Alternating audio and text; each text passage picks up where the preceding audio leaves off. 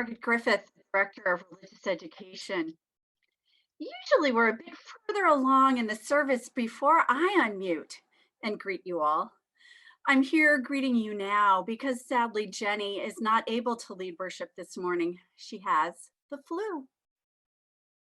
I know we all share in prayers for her speedy recovery.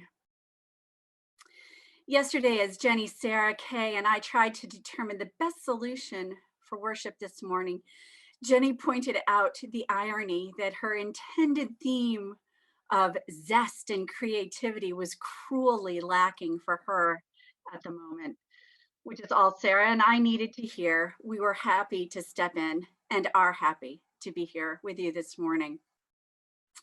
As our texts and emails started flying, the old joke came to mind. A ministerial intern and director of religious education walk into a bar, and that's about as far as I got because it sounded pretty good to me at the time. So Sarah and I say again, good morning. We are glad you're here, snug at home and joining us virtually. Our sanctuary on Bedford Road has a frosting of snow and waits patiently for our return. For now, we greet each other, share our time, and stay connected here on Sunday mornings and beyond. We'll hear some announcements of upcoming activities and past glories. Doug Crosby, you're up. Thank you so much, and good morning, everybody at First Parish. I'm going to start with some really wonderful news. We had to wait till the end of January to really have the totals for our special Christmas collection for Watch. And I'm so pleased to report that our church, have donated over $9,678, which is truly wonderful. And so this is for Watch. This is for the special needs people that needed food and didn't have access to it as we're going through this terrible time. So that so exceeds our expectations. And quite frankly, that follows our Thanksgiving, as you'll remember, the rental program that was over $10,000.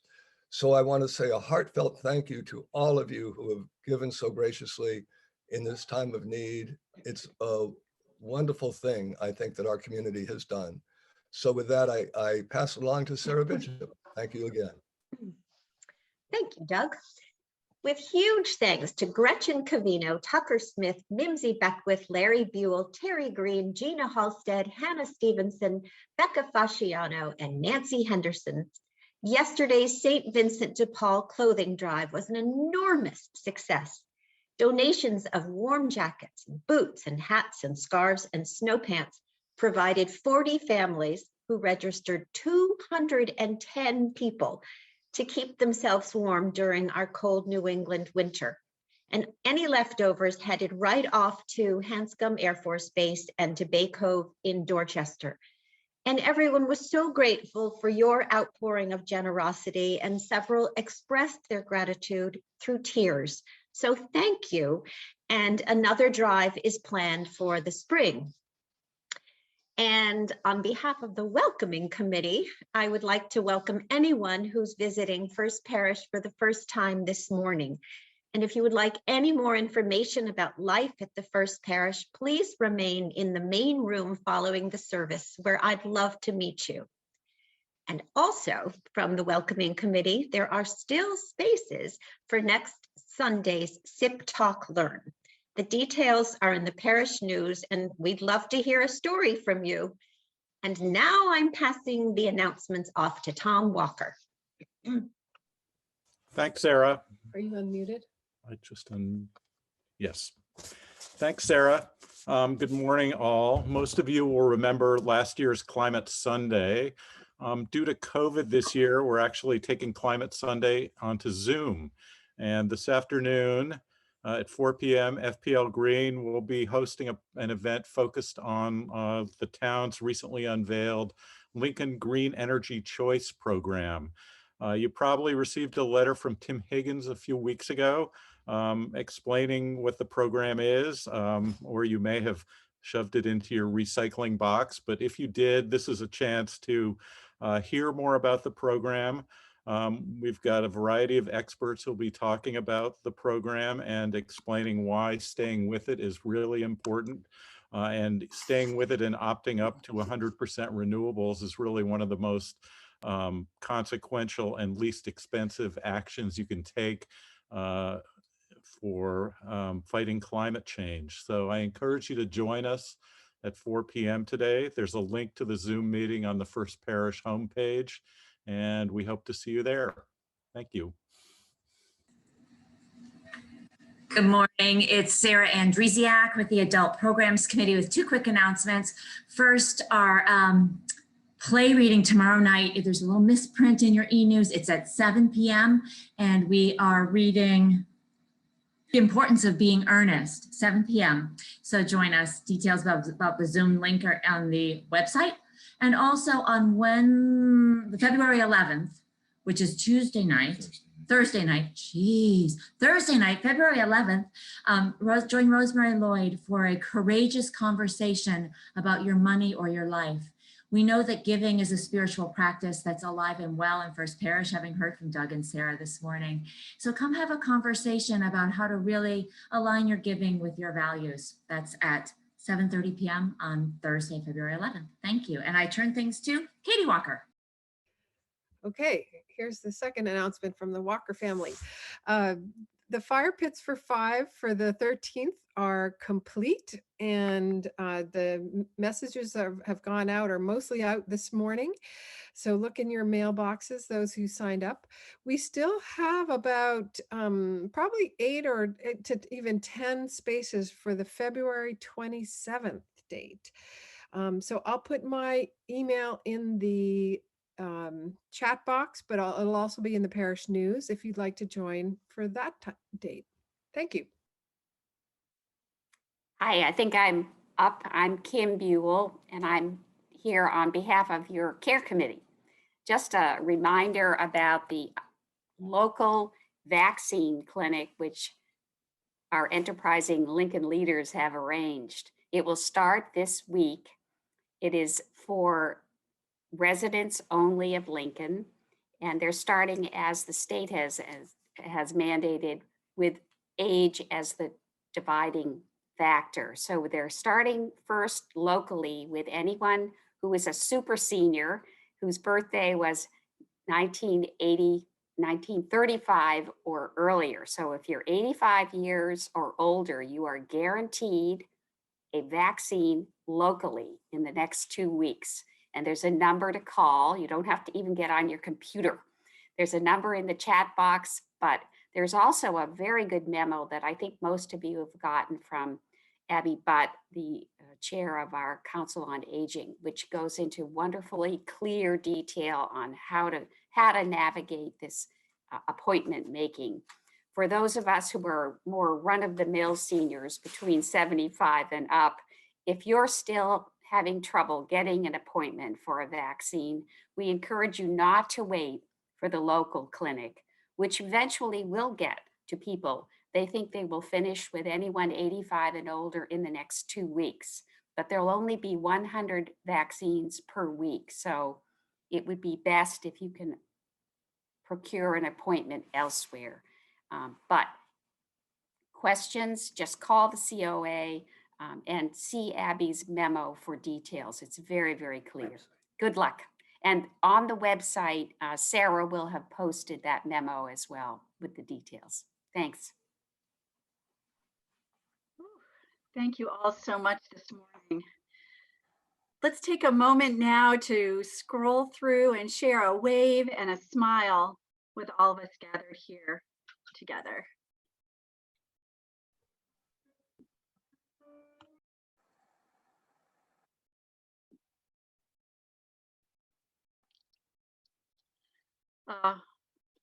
So wonderful to see you all. Now let us deepen into worship with our opening words.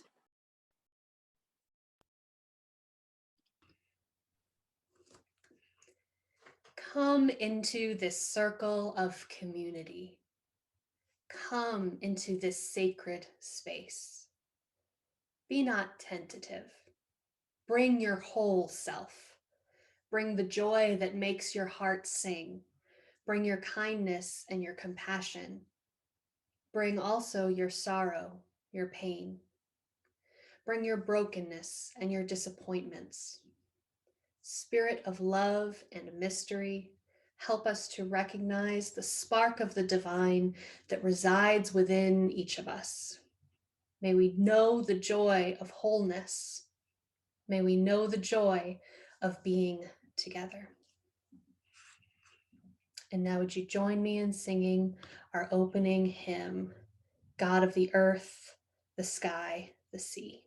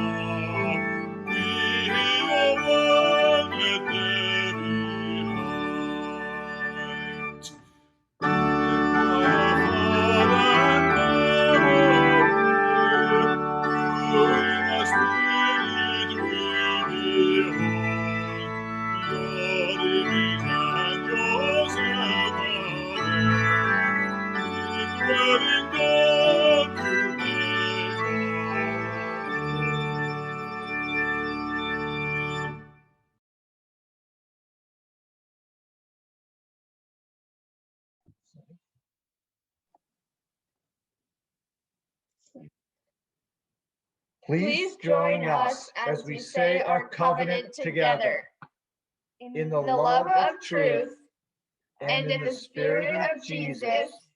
We unite for the worship of God and the service of all.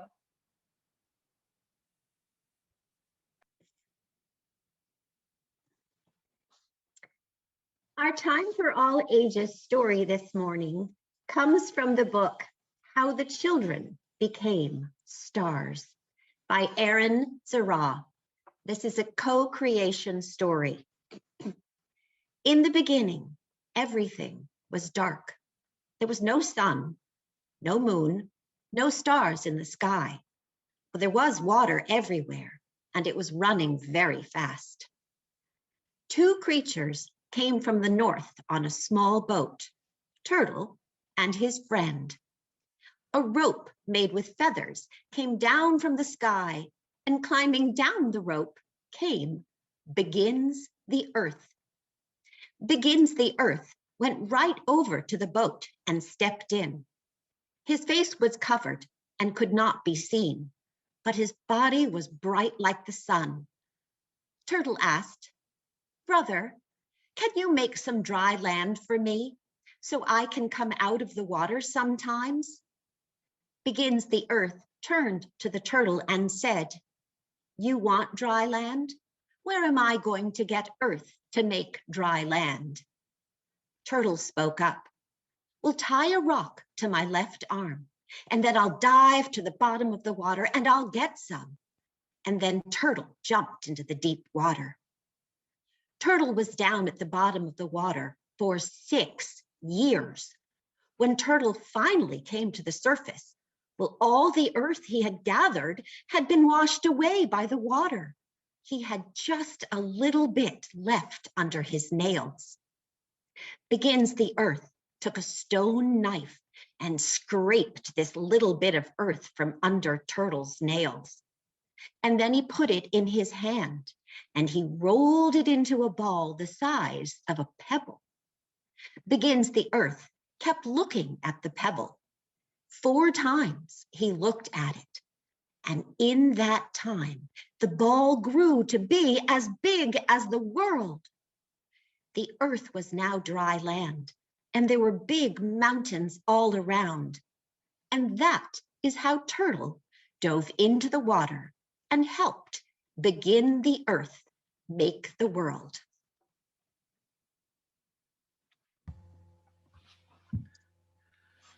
The first reading this morning is from Ralph Waldo Emerson's essay, Nature. Then shall come to pass what my poet said. Nature is not fixed, but fluid. Spirit alters, molds, makes it. Every spirit builds itself a house, and beyond its house a world, and beyond its world a heaven. Know then that the world exists for you. For you is the phenomenon perfect. What we are, that only can we see. All that Adam had, all that Caesar had, you have and can do. Adam called his house heaven and earth. Caesar called his house Rome. You perhaps call yours a cobbler's trade, 100 acres of plowed land, or a scholar's garret. Yet line for line and point for point, your dominion is as great as theirs, though without fine names. Build, therefore, your own world. As fast as you conform your life to the pure idea in your mind, that will unfold its great proportions. A correspondent revolution in things will attend the influx of the Spirit. As when the summer comes from the south, the snowbanks melt, the face of the earth becomes green before it, so shall the advancing Spirit create its ornaments along its path and carry with it the beauty that visits and the song which enchants it. It shall draw beautiful faces, warm hearts, wise discourse, and heroic acts around its way until evil is no more seen. So we come now to the time in our service that we set aside for silent and spoken prayers. After our prayer, accompanied by Ian, we will have a moment of silence, followed by the reading of prayers you have sent in. There is still time to use the chat feature to send in any prayers you have today.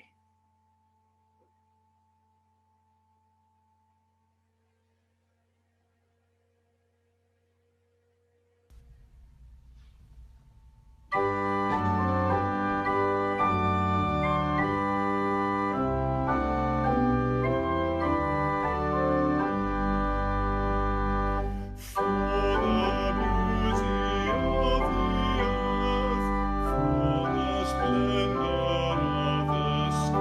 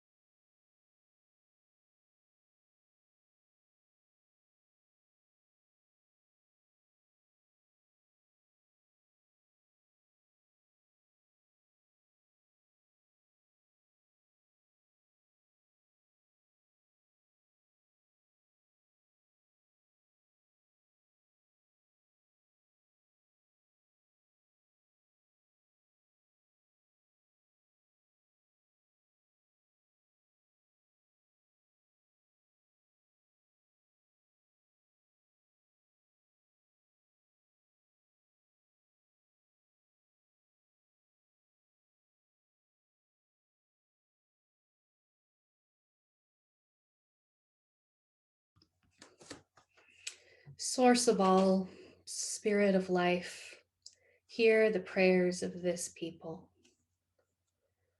A prayer for Ruth Ann's two sisters who are both suffering in pain from arthritis in various parts of their bodies. Heartfelt prayers for our dear Jenny. May she soon be well. A prayer of love and support for Tucker and RL as they say goodbye to their beloved dog, Jackson, who is truly family. Prayers for Carolyn, who is healing, send her strength and a return to full health. For family members facing illness and life challenges in this strange, hard time. Bless those who are working to make vaccinations possible. Thank you for your continued prayers as Edwin's dad, Baba, continues with COVID-related treatments. Much appreciation. A prayer for our young man in Thessaloniki, Greece, who fell from a second-story window and who remains in critical condition today. A prayer for all of us as we continue in isolation. May we continue to reach out to each other. A prayer of healing for Edith's mother, Flor, in Texas, who is awaiting cancer treatment. Prayers for our country as we continue in turbulent times.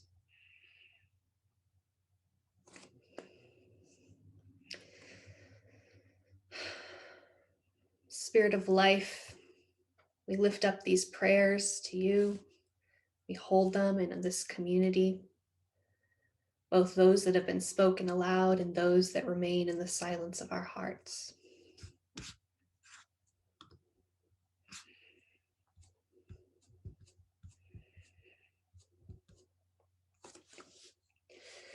Source of all, God of unfolding life and beauty. In this dynamic world of constant change, you are the movement of love, joining us in our grief, in the places where we ache, luring us toward greater interdependence and solidarity. May we discern your moves and heed your calls toward more compassion. May we practice greater care for each other and for our world. In a culture that idolizes status, security, and controlling power, may we recognize and grieve our complicity and pray for deliverance from all that has distorted our collective practices of love. We acknowledge the destruction entangled with our nation's history and ongoing reality, and we are grateful for your movement in and with those that have suffered under systems of domination and white supremacy. In honor of Black History Month, we remember names because of the ancestors who made a way out of no way, with God before them, beside them, and lovingly guiding succeeding generations. Harriet Tubman, Sojourner Truth, Malcolm X, and Martin Luther King Jr., Ida B. Wells, Fannie Lou Hamer, Ella Baker. These and many more represent the great cloud of witnesses. Their spirits linger, creating new generations of warriors, preachers, prophets, teachers, activists, organizers, parents, and children of the African diaspora. Oh God, continue making a way, though the challenges of this moment are so great. Give us the courage, strength, and perseverance needed to dismantle the systems of racism. May we be instruments of your peace, justice, and equity. Amen and Ashe.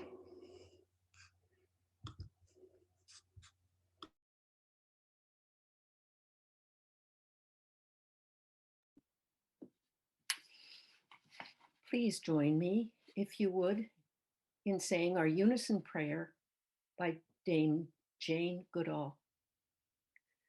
I pray to the great spiritual power in which I live and move and have my being. I pray to God. I pray that we may value each and every human being, knowing the power of each person to change the world.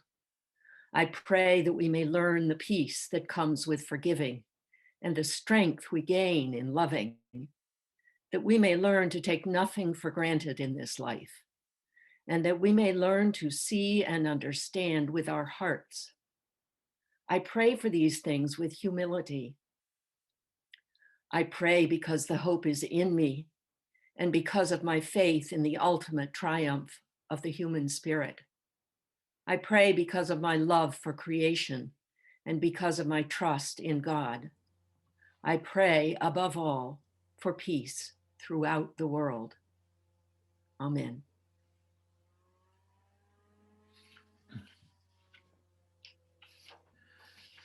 At this time, we shall have the offering. We know that needs are great, and we appreciate your generosity for gifts given and gifts to be given. You may donate online at fplincoln.org/donate, or you may mail a check to the church at P.O. Box 6218, Lincoln, Massachusetts. Thank you very much.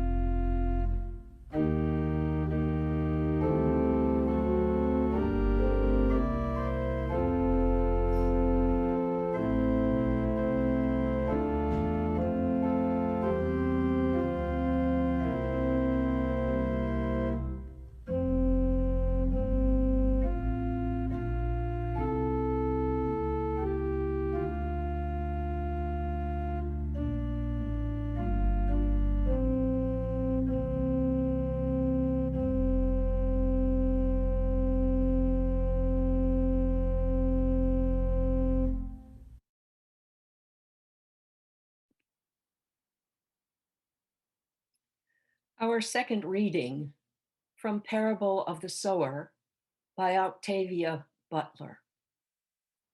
All that you touch, you change. All that you change changes you. The only lasting truth is change.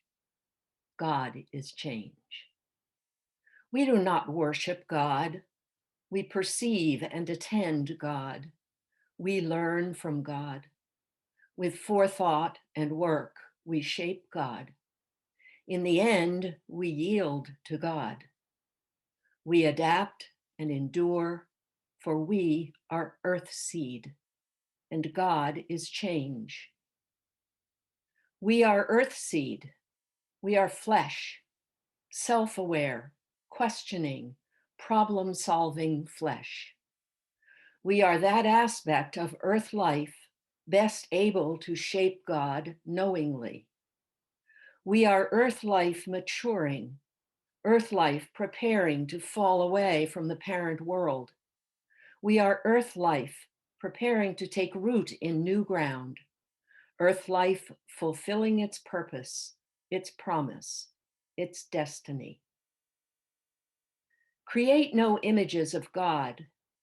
Accept the images that God has provided. They are everywhere, in everything. God is change. Seed to tree, tree to forest, rain to river, river to sea, grubs to bees, bees to swarm. From one, many, from many, one, forever uniting, growing, dissolving, forever changing.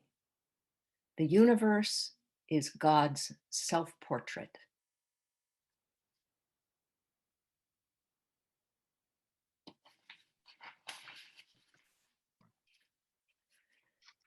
Last Sunday, for some reason unknown to me at the time, I wrote down the attendance numbers at the beginning of the prelude, at the start of Jenny's welcome, at the beginning of announcements, at the beginning of opening words. Even as I was scribbling away, I wonder why on earth I was doing so. I'm glad I did, though. Looking at those numbers now, I can say it's likely that this morning about 30 to 40 people have joined us since I began this service mentioning Jenny is not leading worship because she has the flu. Welcome to the party. I'm taking the opportunity to make sure folks know, because you may be wondering why I'm speaking right now.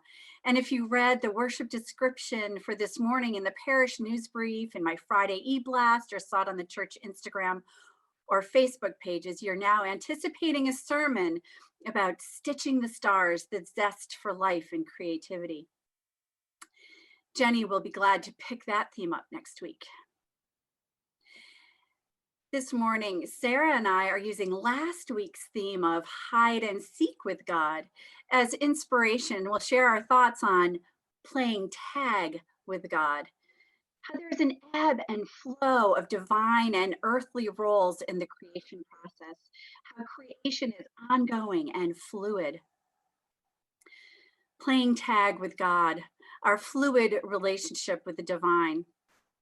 I love watching how children on playgrounds create their games organically. Tag is a great example. With just a touch, first you're it, now I'm it, now she's it, now he's it, and back again. Then someone says, hey, let's do this. And a chorus of, hey, yeah, and let's do it this way, or let's try it that way follows. They're like those flocks of birds who wheel and turn, signaled by some unseen force. First this way, and then another. The ability to co-create with peers is a proficiency which develops with age. Toddlers move from solitary play alongside peers to engaging with them in play, taking turns. Sometimes you're it, and sometimes I'm it. Comedy improv works similarly. The golden rule of improv is whatever your partner does, you accept and move the idea forward. And then they accept whatever you give and move the sketch forward from there. The shorthand for that is yes and. It's quite something to open yourself up to yes and.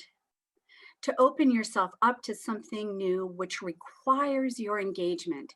You can't just sit by and you can't reject it. You have to. To use a theme on Super Bowl Sunday, you have to move the ball forward. It's not a game you can play alone. Sometimes the back and forth is with peers, and sometimes we catch a forward pass from an unknown source. We get a little divine inspiration. We may stand for a moment wondering what we have just been given before feeling compelled to turn and run down the field. Where on earth did I get the idea to write down the attendance numbers last week? And how fortunate that I did. It helped this week. Perhaps not a great world-changing example of divine inspiration, but one that feels real to me. And that's what matters. This is the house I'm building. Being open to yes, being willing and ready to accept inspiration brought the image of a well-laid fire to mind. Perhaps that's to do with the forecast a bit too. A good fire begins with little bits of tinder, bark, twigs. Then comes the flash of a match.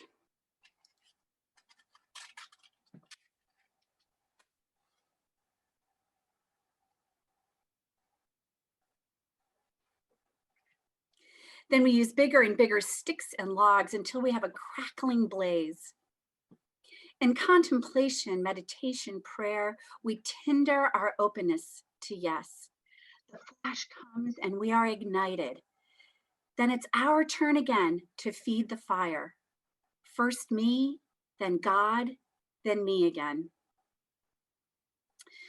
When we think of divine inspiration, the little spark of insight or creativity unbidden with no identifiable origin, we often think of the big stuff. Revelations, inventions, symphonies, great works of art, excellent prose or poetry. It's easy to point and say, now there's something divinely inspired. Artists talk about work coming through them. The painter who felt like a hand was guiding theirs, a dancer who has a sense of transcendence and out-of-body experience during an outstanding performance, a composer who struggles, then all of a sudden in a flash sees the sonata and can barely write fast enough to keep up, like a scribe for the divine. John Denver speaks about how he seemed to be a conduit for several of his songs. I like how he put it in a documentary of his life called Country Boy. I'm gonna play a clip for you.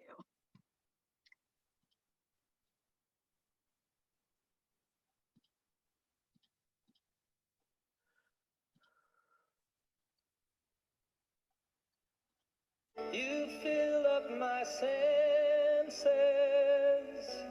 like a night in a forest,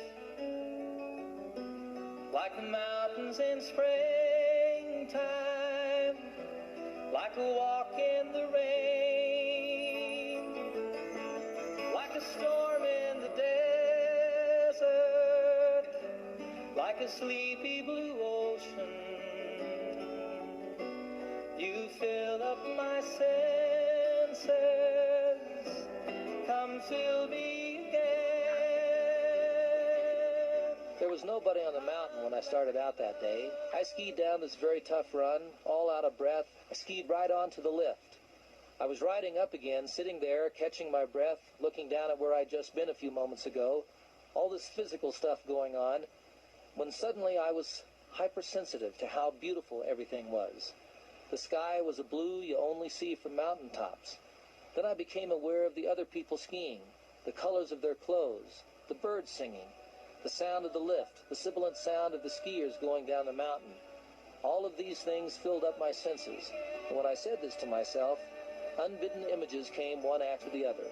The night in the forest, a walk in the rain, the mountains in springtime. All of the pictures merged, and then what I was left with was Annie. That song was the embodiment of the love that I felt at the time. In the 10 minutes it took to reach the top of the mountain, the song was there.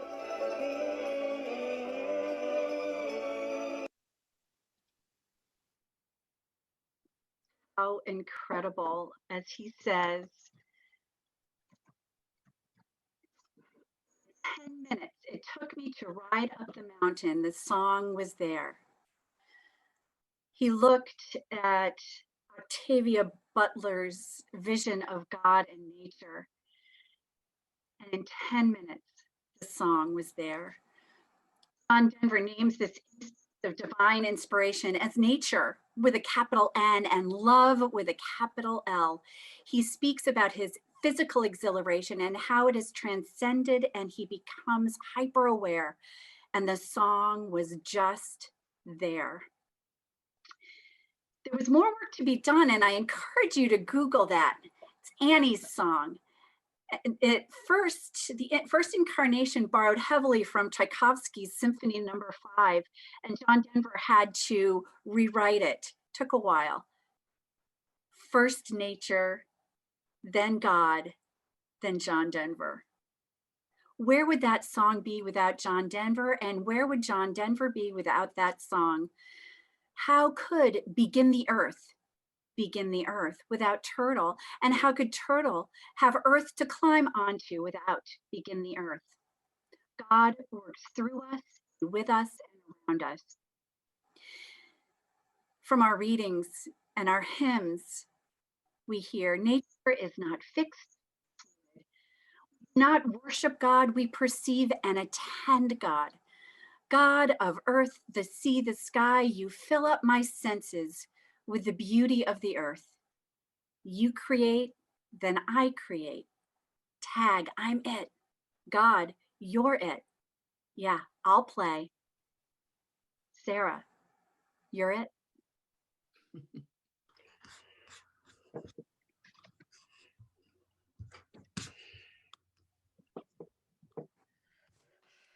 No, it's funny how often I found the character and the making of a worship service feels very reflective of the content of the worship service itself. And today is certainly no exception to that. Nature is not fixed, but fluid. And so we have been this morning.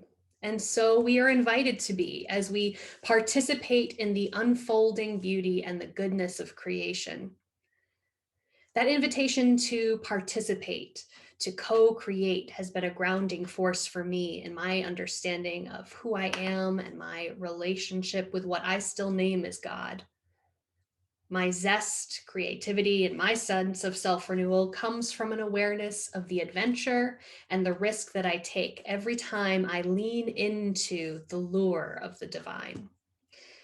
There's a particular theological tradition that has provided me with a framework in which to think about this co-creative relationship. It's called process theology, and it's particularly useful in thinking about and offering an alternative to the hierarchical and patriarchal vision of God found in classical theology and much of church history. Rooted in the work of British philosopher and mathematician Alfred North Whitehead and American philosopher and Unitarian Charles Hartshorne, process theology sees the essential nature of reality and of the divine as being relational. To exist is to be in relationship. It is to affect and be affected by the world and the web of its interdependence. God experiences everything, and God's ongoing experience of the world is constantly growing in relationship to an evolving universe. God is both effective and affected, constantly improvising based on the give and take that comes from being in relationship. God is playing tag, or as Octavia Butler puts it, all that you touch, you change. All that you change changes you. The only lasting truth is change. God is change. Change is inherent to relationship. Where we are today, where our community is today, is the result of the past that has unfolded. But in process theology, the future is always open. This is who we have been. This is who we are. But this is not who we always have to be. Freedom is built into the system. God's creative activity is always co-creative, always done in relationship, never out of coercion or domination. Often our ideas of God shape our ideal of who we think we ought to be. I wonder what the events of January 6th and these past years would have looked like if the cultural conception of God's power was one of vulnerable relationality rather than dominating omnipotence. In process theology, there are two sides, two aspects of divine activity in the world: the creative love of God and the responsive love of God. Whitehead called the creative love the eros of the universe. It's this desire, this appetite. Keller calls it a divine cosmic appetite for becoming, for beauty and intensity of experience. We feel the divine eros in this desire, in this initial aim, the lure to our own becoming, to actualize the possibilities for greater beauty, greater intensity, greater passion, greater goodness in our own lives and in creation. And responsive love comes in on the other side of that. Responsive love is, Whitehead called it divine agape. Eros attracts, it calls, it's the invitation into relationship to co-creation. And agape responds to our moment of becoming. Compassion feels our feelings, receives what we create. And there is this constant web of give and take and give and take in this moment of becoming. Feminist theologians such as Mary Daly, Rita Nakashima Brock, and Sally McFaig have looked to process theology as a resource for decades. I'm particularly drawn to the work of Catherine Keller, feminist theologian and professor of process theology at Drew University. And I'd like to read a couple quotes from her book, On the Mystery, Discerning Divinity in Process, which is a great theological text outlining process theology. She says, those who know suffering come closer to a truth about creation. The future is open, alarmingly or promisingly. The way is not laid out in advance. Creation itself is a process. Our own way forward has not yet been charted.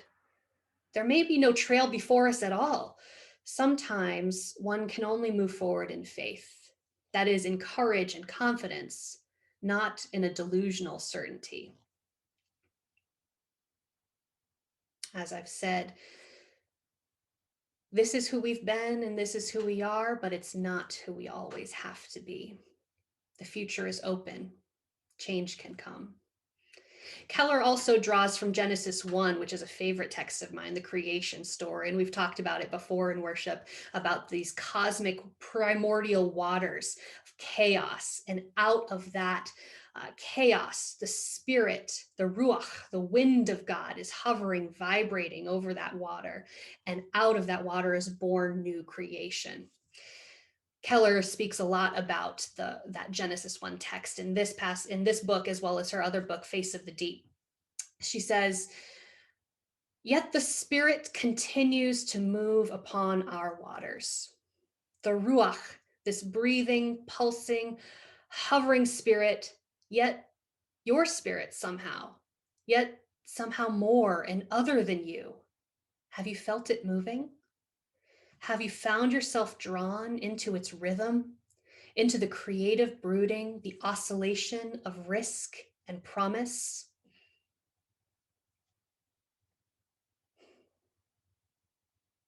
We're called to improvise. We're invited to risk the adventure.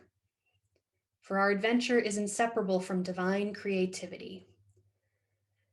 Keller says the unfolding world is not a pre-programmed drama. How dreary it would be for God to be able to predict it all. Yet neither are we quite on our own with these choices, these risks. We create in community. Change is good. God is change. And when we come together and participate in this lure, when we lean into the lure, we come alive and we contribute to the unfolding and the shaping of God in our world. May we do so. Amen.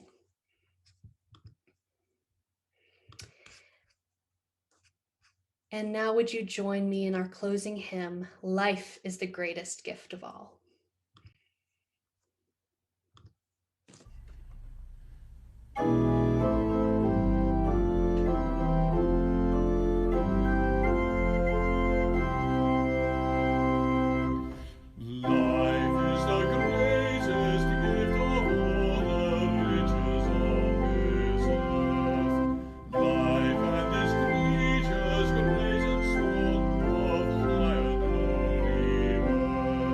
So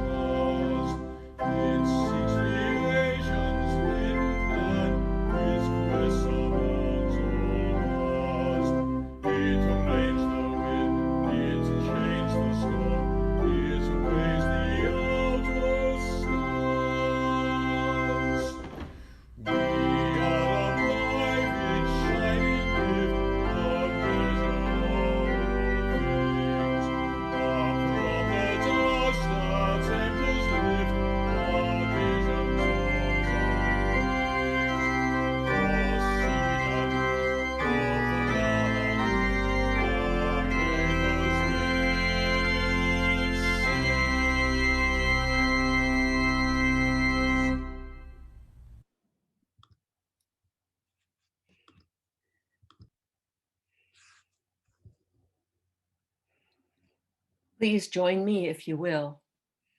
We go forth from the worship of God to be faithful to the vision of Jesus, to affirm each person's dignity, and to cherish the living earth.